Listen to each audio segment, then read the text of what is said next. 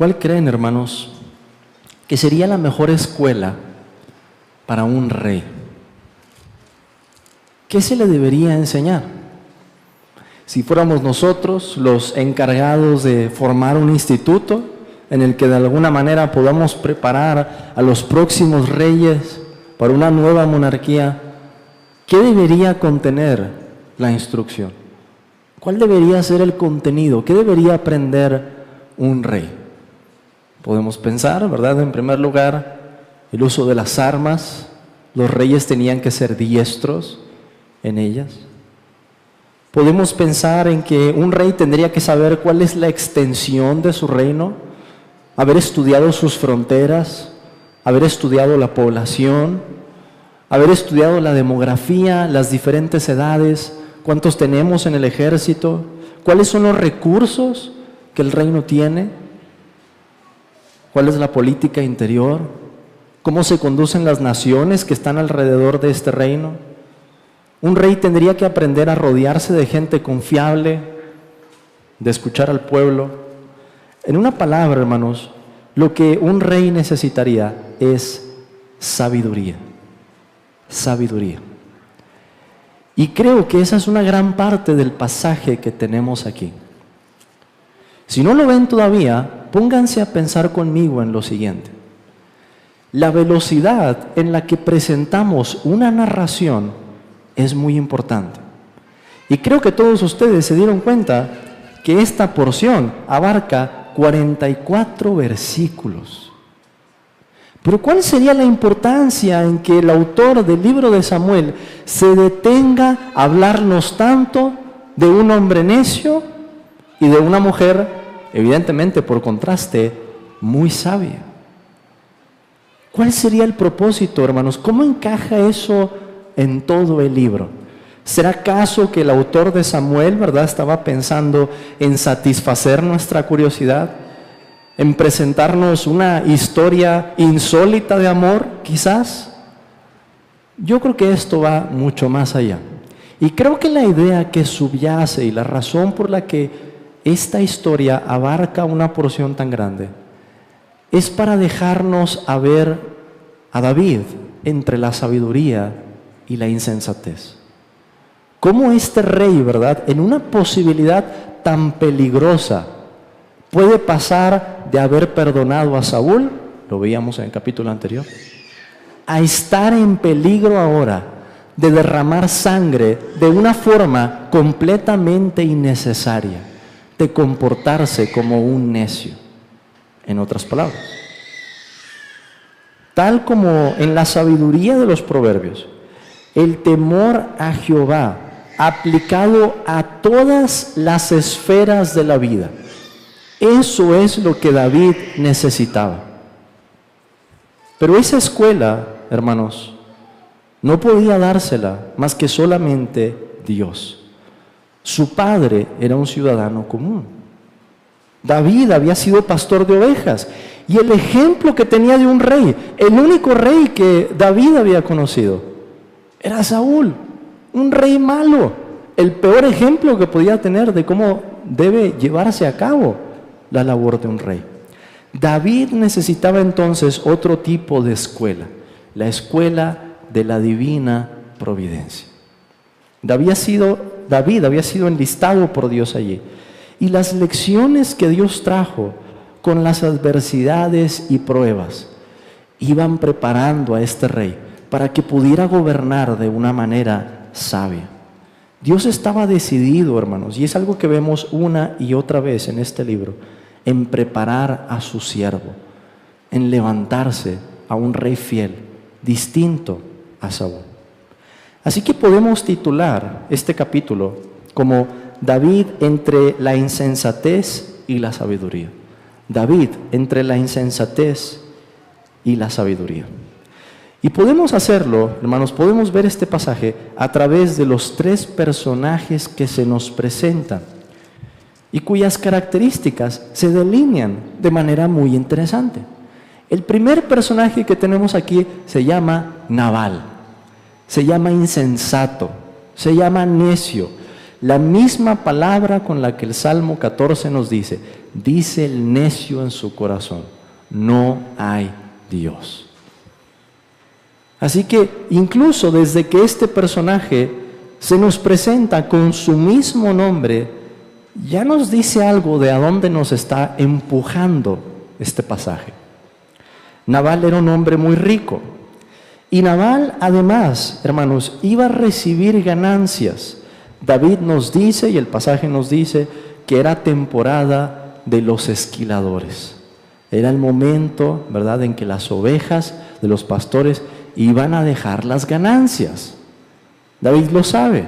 Este era un hombre muy rico, pero además, nos dice el versículo 3, era un hombre duro y de malas obras. Así como se ve el necio en el libro de los Proverbios, así se veía Nabal. David, ¿verdad?, se presenta a él con una petición en el momento en que sabe que este hombre va a tener riquezas, va a tener para repartir, hermanos. Nabal responde con una negativa a su petición. Vemos además más adelante en el versículo 36 que Nabal se emborracha por completo. Después, ¿verdad?, de que sin darse cuenta Abigail había salvado su cuello, este hombre estaba borracho, vivía de una manera licenciosa. Abigail al final del pasaje le cuenta lo que pasó y Dios le quita la vida días después. Tal y como aquel hombre del Evangelio, ¿verdad?, del que el Señor Jesús nos dice en una parábola, que tenía muchos graneros y dice, ya sé lo que voy a hacer, voy a derribarlos, voy a hacer nuevos, hasta el día en que Dios le quita la vida. Y le dice, necio, lo que has provisto, ¿de quién será? Esa es la historia de Nabal, por excelencia la de un hombre necio, alguien que es contrario al temor de Jehová. Pero ¿cuál es el segundo personaje que tenemos aquí? Abigail, la esposa de Nabal. Y el versículo 3, hermanos, delinea las características de ella de esta manera. Nos dice que era una mujer de buen entendimiento y hermosa apariencia. ¿Qué clase de combinación? El libro de Proverbios nos advierte de buscar una mujer de hermosa apariencia, pero de mal entendimiento. Proverbios dice, como zarcillo de oro en el hocico de un cerdo, es la mujer hermosa y apartada de razón. Pero Abigail, hermanos, conjugaba en su carácter dos cosas que son hermosas. Su apariencia, hay una belleza objetiva, la Biblia nos dice que hay una hermosura, ¿verdad? Pero además, el buen entendimiento que ella tenía, una mujer con sabiduría.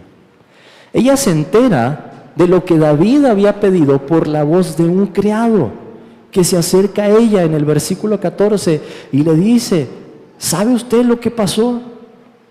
Vinieron unos hombres enviados de David, pidieron a nuestro amo provisiones y él respondió tal como él es, ¿verdad? Duro, que no escucha razones, no escucha a nadie. Y ella sabía lo que había de por medio. Ella sabía, aparentemente, que David andaba por allí, ¿verdad?, con algunos hombres, que eran hombres armados, que eran hombres como los habíamos visto en capítulos anteriores, forajidos, que se habían juntado a él, ¿verdad?, después de haber sido angustiados. Ella sabía, hermanos, lo que David iba a hacer. Así que, ¿qué hace? Prepara las provisiones, ¿verdad?, manda a los siervos delante de ella que las lleven y desciende por el monte, por un camino secreto para poder alcanzar a David a tiempo antes de que la ira de David alcance a su casa. Esta mujer logra disipar la ira de David con el presente y además con un reconocimiento de su reinado y una solemne amonestación. Lo que hace esta mujer en el discurso es impresionante. Hermanos, ella estaba hablando al hombre más poderoso de Israel. Quizá no de manera externa en ese momento, pero ella sabía que Dios lo iba a poner a él por rey. ¿Y qué manera de hablarle? ¿Qué manera primero, verdad, de decirle al rey de forma muy elocuente: David, si tú matas a mi esposo y a la gente de mi casa, lo que vas a hacer se llama necedad. Lo que vas a hacer es comportarte tal como mi esposo.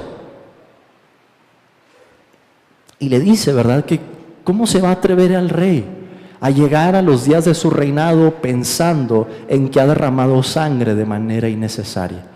Ella apela a su conciencia.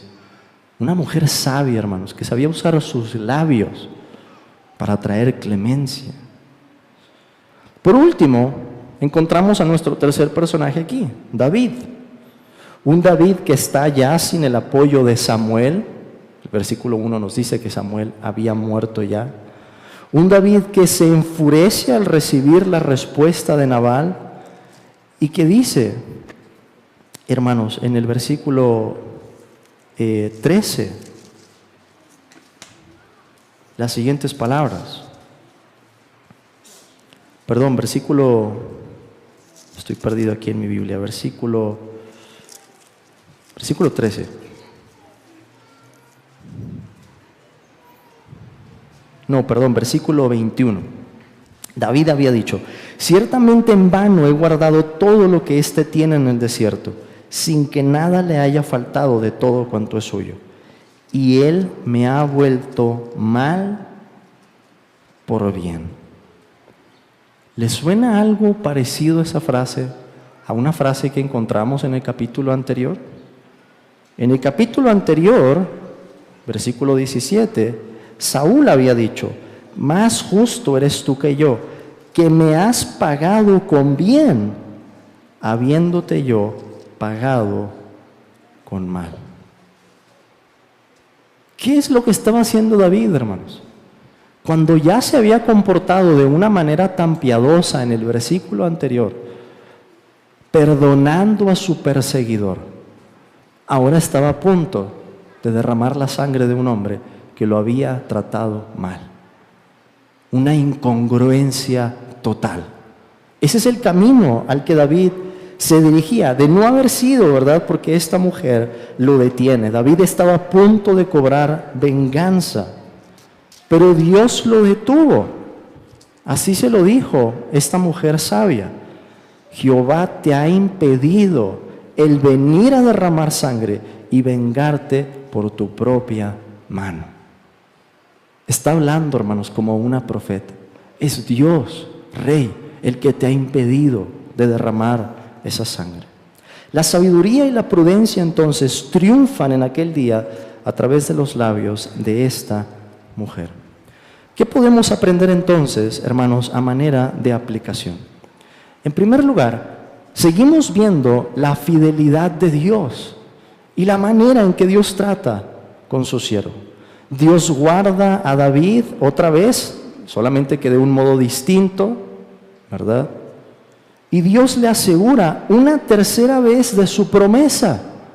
Ya se lo había dicho Jonatán, ya se lo había dicho Saúl en el capítulo anterior, y ahora le dice que va a ser rey una mujer que no pertenece a la clase real, una mujer del vulgo, reconociendo ya el rol que Dios le ha dado a David.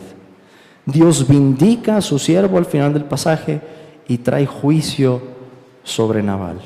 Por eso David termina bendiciendo a Dios, ¿verdad?, por haber juzgado la causa de su siervo. Como dije, Dios estaba decidido, hermanos, en preparar a David y colocarlo como el rey. En segundo lugar, y por último, esta porción elogia la sabiduría de manera general. ¿Cuántos son los problemas, hermanos, las adversidades, las situaciones que nos ponen en jaque? En esa disyuntiva de decir, ¿vamos a comportarnos de manera sabia, conforme encontramos en el libro de los Proverbios? ¿Vamos a responder con temor a Jehová en ese momento? ¿O vamos a responder como los necios? ¿Cuántas decisiones, hermanos, en nuestra vida caben bajo esa categoría? Lo que se elogia aquí, ¿verdad? Es esa clase de sabiduría que nos hace responder de una manera que es conforme a la voluntad de Dios. Así que esa sabiduría se elogia de modo particular en el caso de esta mujer, Abigail. Las mujeres pueden imitar en muchos sentidos el ejemplo de Abigail. Ella es ejemplo, hermanas, de cómo una mujer está llamada a no consentir con el pecado de su esposo. Las Escrituras enseñan para la mujer una sujeción a todo lo que su esposo diga que sea lícito. Lícito. Pero si un esposo, hermanas, quiere hacer algo que es pecaminoso, el llamado que Dios les ha dado a ustedes es hablar con esta clase de sabiduría, es responder como esta mujer. Y aún con ternura, ¿verdad? Con dulzura, con lágrimas, con lo que sea necesario, pero decir: mi vida, esto no es a lo que Dios nos ha llamado. Abigail además nos enseña, hermanas, cómo los labios de una mujer pueden traer un resultado tan distinto. Vamos a comparar por un momento, piensen, en el ejemplo de Abigail y en el ejemplo de Jezabel, la esposa del rey Acab. Acab llega, ¿verdad?, un día triste porque él quiere la heredad de uno de los siervos, de uno de los que viven en el reino. Jezabel le dice: oye, pero si tú eres el rey, tienes la autoridad para tomar esto, simplemente vamos a deshacernos de este hombre.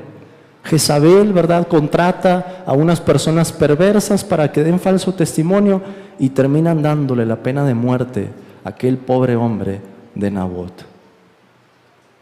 ¿Cuánto daño, hermanas, puede hacer una mujer con sus labios? ¿Cuánta influencia puede tener sobre un hombre? Por contraste, de la misma manera con Abigail. ¿Qué clase de resultado? ¿Qué clase de fruto tan más santo, tan más agradable puede traer una mujer por medio de sus labios? Hermanos, me atrevería a decir que una mujer puede acabar con una guerra, puede traer la paz, puede reconciliar, si sabe cómo hablar con esa sabiduría. Ese es un ejemplo, entonces, que elogiándose aquí se recomienda a todos nosotros, hombres y mujeres.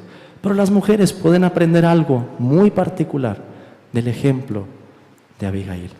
Hermanos, hermanas, que Dios nos dé esa clase de sabiduría para responder de una manera santa en los problemas, en las aflicciones, en las decisiones más importantes que tengamos que tomar, para que en todo sea honrado el nombre de nuestro Señor Jesucristo. Amén.